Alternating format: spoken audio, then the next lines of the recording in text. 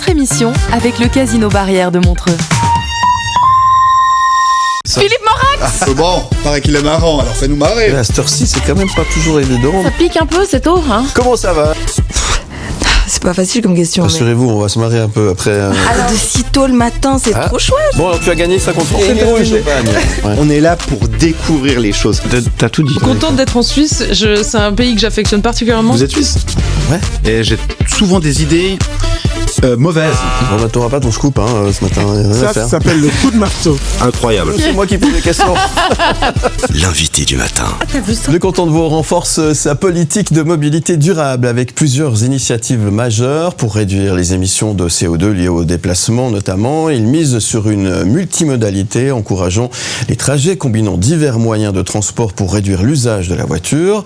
Dans cette perspective, le Conseil d'État propose aussi des réductions tarifaires aux jeunes et aux seniors qui bénéficieront dès 2025 de rabais sur les abonnements Mobilis, soutenant leur pouvoir d'achat et les incitant évidemment à privilégier les transports publics. Le projet de tramway lausannois progresse également avec une mise en service prévue pour 2026, reliant Lausanne à Renan en 15 minutes seulement, dans un premier temps en tous les cas. Cette ligne de tramway symbolise l'engagement du canton pour une mobilité plus durable et l'apaisement urbain. Et puis la stratégie vélo cantonale est un autre axe fort avec l'objectif de développer 500 km de réseau cyclable d'ici 2035.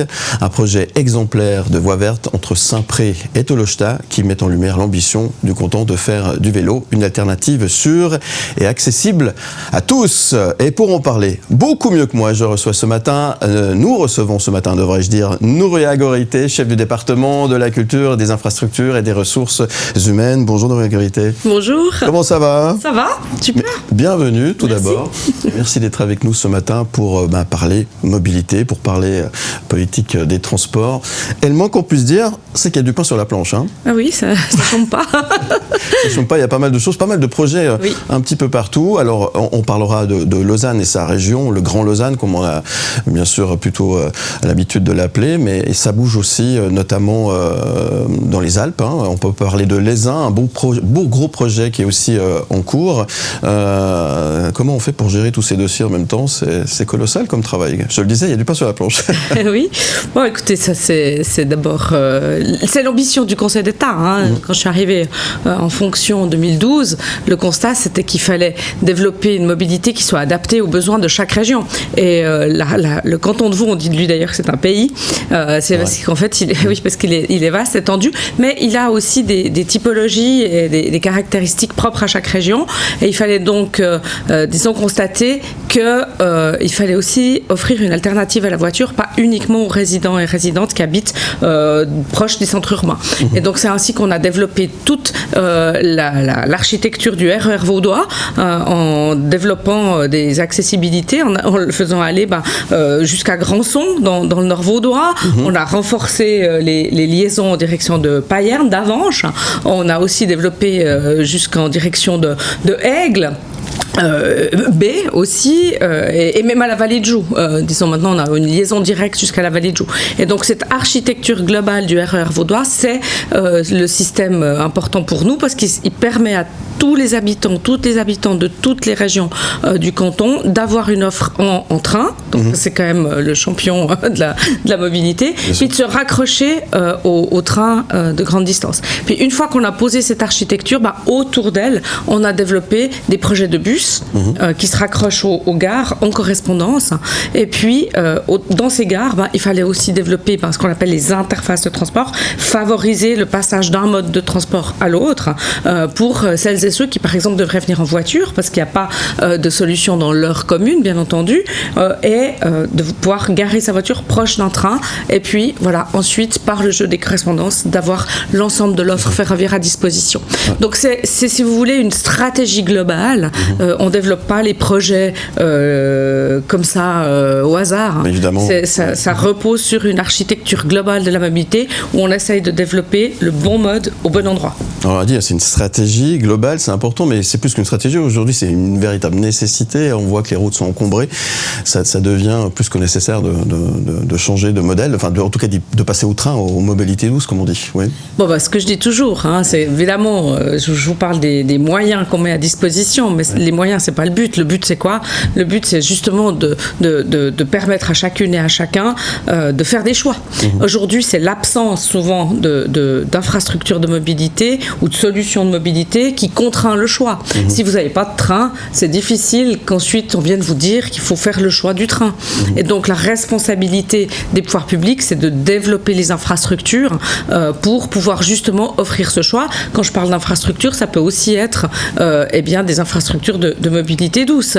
Par exemple, les pistes cyclables qu'on a l'intention de beaucoup de développer dans le canton, parce qu'avec maintenant la mobilité électrique, les vélos électriques, ça permet justement de faire des plus longues distances, ça permet aussi de faire des plus grandes déclivités, et donc on peut envisager tout à coup de prendre le vélo comme une véritable option alternative pour des trajets d'une dizaine de kilomètres par exemple. Moi j'en suis l'exemple même, je ne suis pas une sportive de haut niveau, mais le fait qu'il y ait des pistes cyclables me permet, quand il ne fait pas les températures d'aujourd'hui, mettons, mais d'aller au travail. Moi j'habite à 12 km de mon lieu de travail, et donc c'est faisable pour des gens comme moi.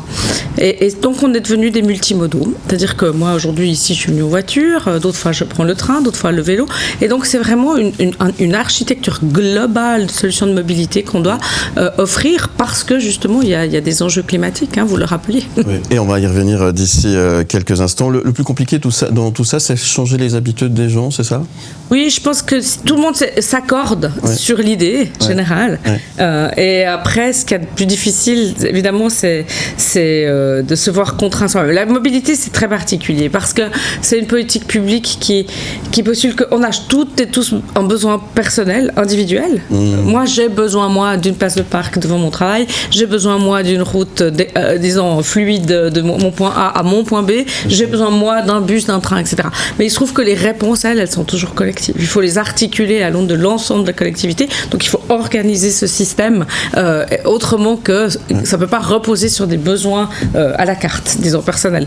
Et donc, c'est une multitude, si vous voulez, d'offres qu'on doit proposer aux gens et au fond, pour les séduire.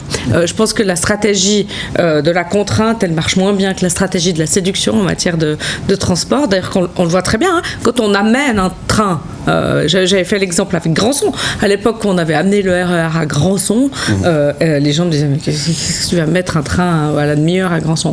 Eh bien, honnêtement, dans la première année de mise en service du train, les projections, elles ont été dépassées par l'utilage. Donc, ça veut dire que quand on offre cette possibilité, qu'on vient faire une vraie offre, bien cadencée, avec des moyens de des trains confortables, les gens la prennent. C'est la stratégie de la séduction.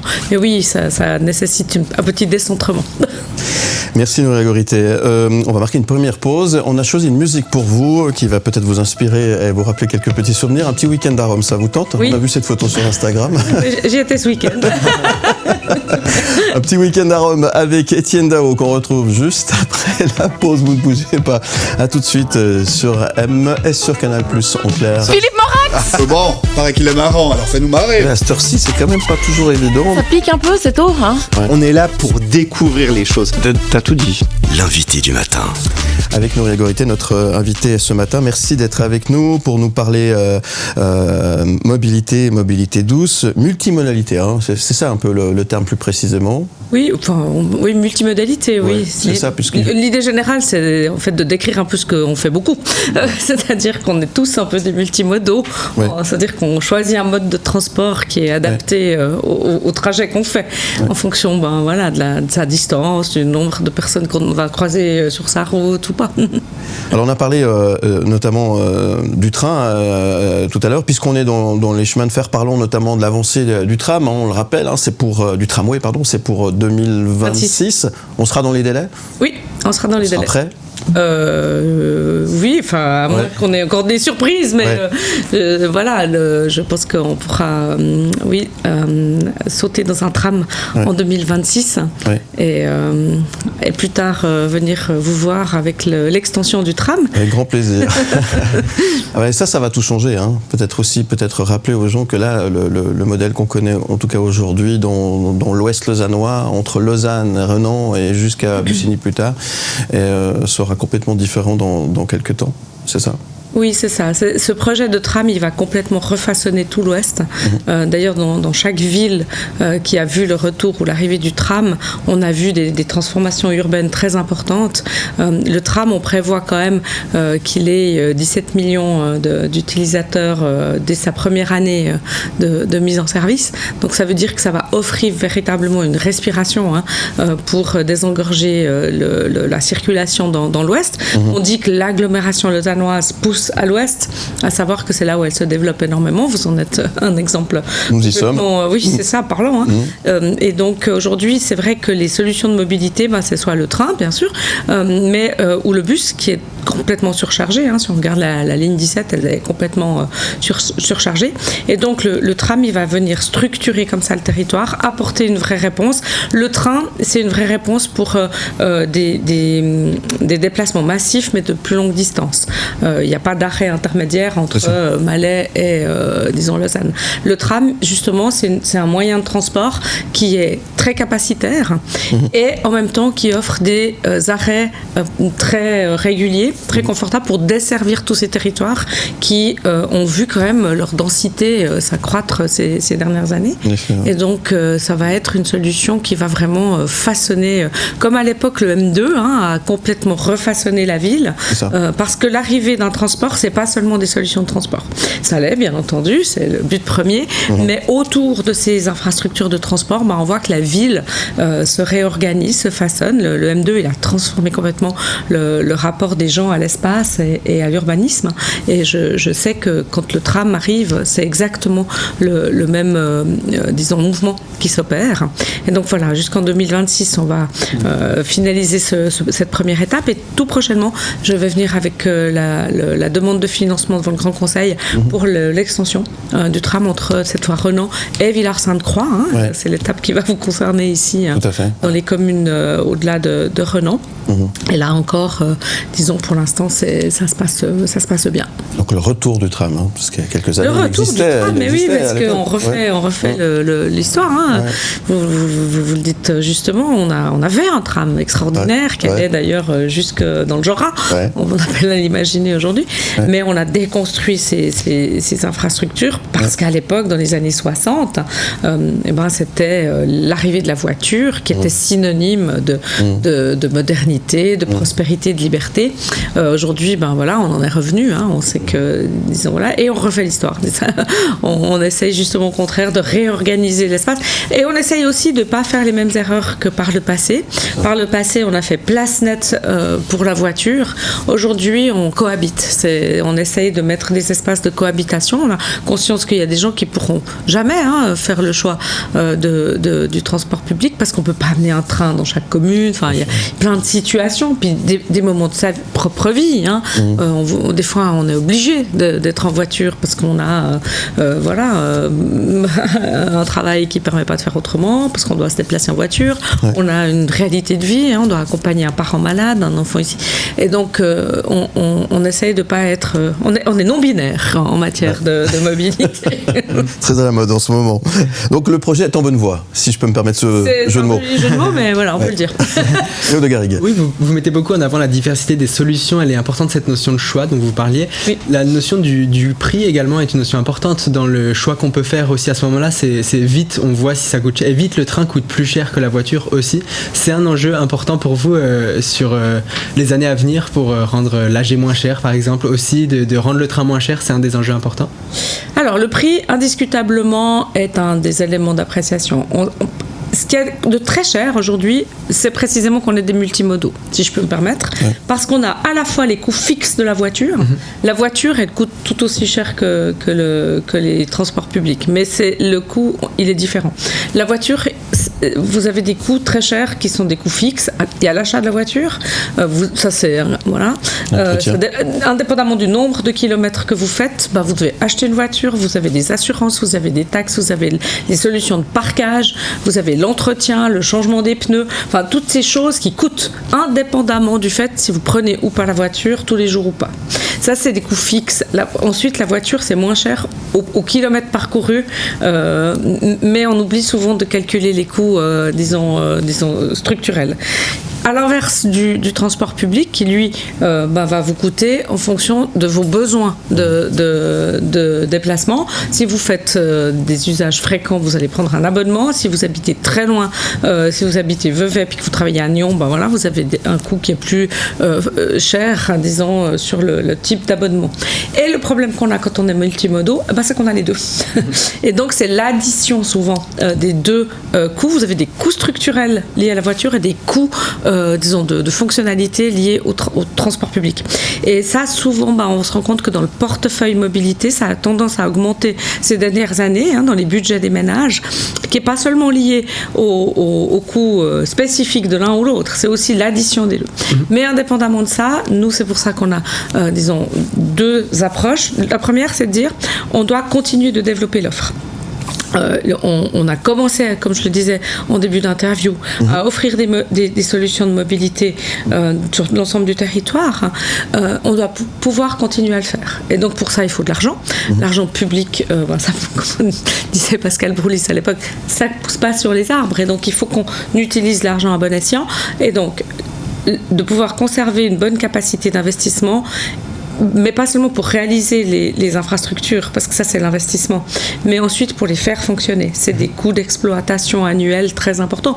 Moi je me rends compte que depuis que je suis arrivée, on a doublé les indemnités d'exploitation. On était environ 150 millions par année que le canton de Vaud paye chaque année pour faire fonctionner l'ensemble de son système de transport. On est aujourd'hui pas loin de 300 millions. Donc on sait que quand on investit dans des solutions de transport, il faut aussi en assumer le coût d'exploitation. Ça c'est un des engagements. Mais par ailleurs, on a essayé avec le projet de facilité tarifaire qu'on a proposé au Grand Conseil, on verra, il sera débattu au Grand Conseil, mais le Conseil d'État est persuadé qu'il répond à deux objectifs. Le premier, c'est effectivement de venir, au fond, offrir des facilités de financement sous la forme de bons à faire valoir sur une typologie d'abonnement pour deux catégories de population. Les jeunes jusqu'à 25 ans, parce que c'est là où vous passez votre permis. Il y a des choix de mobilité qui se font à ce moment-là. C'est pour nous important de dire restez fidèles au transport public. Puis à partir de 65 ans, parce que c'est souvent là qu'on renonce plus facilement à faire des trajets en voiture. Et ça, c'est pour des questions de mobilité. Puis deuxièmement, pour des questions de pouvoir d'achat, tout simplement. Parce que les jeunes jusqu'à 25 ans, c'est qui ? C'est des étudiants, c'est des jeunes apprentis, c'est des jeunes qui sont au début d'une carrière professionnelle qui n'ont pas encore beaucoup de moyens. Puis c'est surtout des familles qui doivent acheter des abonnements pour leurs enfants. Donc on cible ici une très grande catégorie de la population. Puis à partir de 65 ans, voilà, c'est là qu'on arrête de travailler. On doit vivre sur un deuxième pilier, il est très inégal. Et donc l'idée, c'est de venir soulager aussi le porte-monnaie des Vaudoises et des Vaudois. Ce projet, il sera débattu au Grand Conseil. J'espère qu'on arrivera à le matérialiser parce que c'est important de souligner ce que vous disiez. Au fond, nos choix aujourd'hui, ils doivent être possibles. Offrir, et la possibilité, c'est pas seulement d'avoir une infrastructure, c'est aussi d'avoir les moyens de l'utiliser. Et le vélo dans tout ça, on l'a dit en introduction, 500 km de réseau cyclable d'ici 2035. Le vélo, c'est aussi une alternative aujourd'hui. Alors c'est décrié par les automobilistes, encensé par aujourd'hui parce que c'est aussi tendance. Quelle position, Nouria Gorrita, avez-vous par rapport à tout ça ? Écoutez, moi, ce que je constate, c'est que souvent, le recours au vélo, c'est dans les zones d'agglomération. C'est souvent, à part des sportifs aguerris qui font 50 km à vélo, j'en ai dans des équipes chez moi, et voilà, qui font du Avenches, Lausanne à vélo pour venir travailler. Quand même. C'est pas cette catégorie-là qu'on va cibler en priorité. Non. L'idée, c'est quoi ? L'idée, c'est que dans les centres urbains, aujourd'hui, c'est très engorgé. Très. Même pour les automobilistes, chaque personne qui quitte sa voiture pour aller sur un vélo, c'est une voiture de moins sur la route. Pour le climat, c'est bon. Pour la fluidité, c'est bon aussi. Après, ça, il faut qu'on organise l'espace, hein, parce que l'espace, il est public. Et donc, par essence, il appartient à tout le monde. Ouais. Tout le monde est légitime dans ses besoins de mobilité. C'est pas parce que vous avez un plus gros équipement que vous êtes plus légitime, n'est-ce pas? Donc, il faut qu'on utilise la répartition de l'espace public qui appartient à tout le monde. C'est ce que je vous disais tout à l'heure. Il faut qu'on le partage. Il faut qu'on garde des espaces de fluidité pour les voitures, mais pour autant, il faut aussi favoriser le recours au vélo pour celles et ceux qui ne sont pas ces sportifs aguerris, qui sont plutôt des nourriagorités et qui font ce trajet qui doit être sécurisé. Ouais. Et donc, l'idée de notre stratégie vélo 2035, c'est d'augmenter cette part de vélo. D'aucuns m'ont dit que j'étais ultra ambitieuse. Écoutez, notre ambition, c'est d'être là où était déjà où est déjà maintenant la ville de Berne en part modale dans 15 ans. Donc ça va, c'est une ambition toute vaudoise, mais c'est de dire nous n'arriverons pas à atteindre l'objectif de fluidité, d'accessibilité, si on n'offre pas une alternative à cette voiture, sans parler des questions climatiques. Parce que les villes, elles sont engorgées. Vous pouvez élargir autant que vous voulez le nombre de voies d'accès aux villes. À un moment donné, vous vous retrouvez dans un effet d'entonnoir où on ne va pas démolir les bâtiments en ville de Montreux, d'Yverdon ou de Lausanne pour entrer dans la ville. Il faut qu'on offre des alternatives. Et donc, le vélo en est une excellente. C'est notre idée. Le Grand Conseil l'a validé. D'ailleurs, dans chaque projet routier, parce que c'est des projets routiers en fait, les pistes cyclables, c'est de dire quand on aménage une route, comment est-ce qu'on fait pour permettre la circulation des voitures, des bus, parce qu'ils jouent aussi une part très importante dans les solutions de mobilité, et aussi la mobilité active, les vélos, la marche à pied. Oui, aussi, hyper important. Vous disiez qu'on vous reprochait d'être parfois trop ambitieuse. Est-ce qu'on peut vraiment l'être face aux défis climatiques? La Suisse est signataire des accords de Paris. Il va falloir faire changer la mobilité qui pollue beaucoup, qui a un gros impact, que ce soit la création de ces routes ou leur développement et le fait de rouler dessus. C'est important. Est-ce qu'on peut vraiment être trop ambitieux face à ces défis-là? Écoutez, moi je pense qu'on a une stratégie qui justement repose sur cette ambition. On a, disons, le constat, il est le suivant, c'est qu'à défaut de gestion de cette mobilité, c'est pas seulement le climat qui va en pâtir. D'ailleurs, on le voit déjà, il est déjà très entamé. Mais c'est surtout notre confort, parce que nous avons besoin de nous déplacer pour aller nous former, pour aller faire nos loisirs, pour aller travailler, pour aller, trouver un parent malade, aller à un anniversaire, aller au théâtre, aller à un match de foot. On a besoin de se mouvoir, mais pas seulement nous. Les biens, les marchandises, on est des consommateurs. On a besoin de transporter aussi toute une série de biens. Et donc, si on parle volontiers souvent de la mobilité des voyageurs, il ne faut pas perdre de vue que tout aussi importante est la circulation des marchandises. Et donc, d'avoir des bouchons, parce que c'est inéluctable, si on n'agit pas sur cette mobilité, ce n'est pas bon pour la planète, c'est pas bon pour les gens qui sont entravés dans ces engorgements, mais c'est surtout pas bon pour l'économie qui, n'a pas tellement les moyens de se permettre 2 à 3 heures de bouchons par jour, et donc de reposer sur une seule mobilité, c'est assurément un mauvais calcul. Il faut au contraire favoriser des mobilités diverses, plus durables et aussi plus capacitaires. Le train transporte de manière très importante un nombre de personnes d'un point A à un point B de manière directe, avec la moindre dépense énergétique par kilomètre parcouru. C'est donc le champion toute catégorie de la mobilité. L'avenir donc multimodal, c'est ça, pour terminer, parce que le temps passe très très vite, c'est ça. Il faut et puis revoir la copie, tout simplement, changer les habitudes des gens, c'est ça ce qu'on disait tout à l'heure.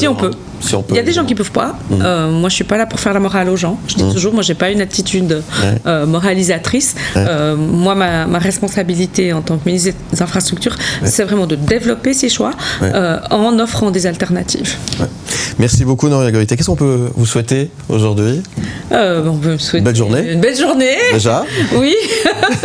Et puis on peut tous se souhaiter aussi de traverser cette période de bise. J'ai vu qu'il y a un temps effroyable aujourd'hui. Oui, c'est vrai. Et donc on va aller affronter les frimas de l'automne. En tout cas, merci beaucoup d'être venu ce matin. C'est un vrai plaisir. La prochaine fois, on prévoira un peu plus de temps. Comme ça, on pourra parler plus longuement. C'est un vrai grand plaisir. On vous retrouve en podcast et en image sur le site mlemedia.ch. Très belle journée. À vous aussi. Merci.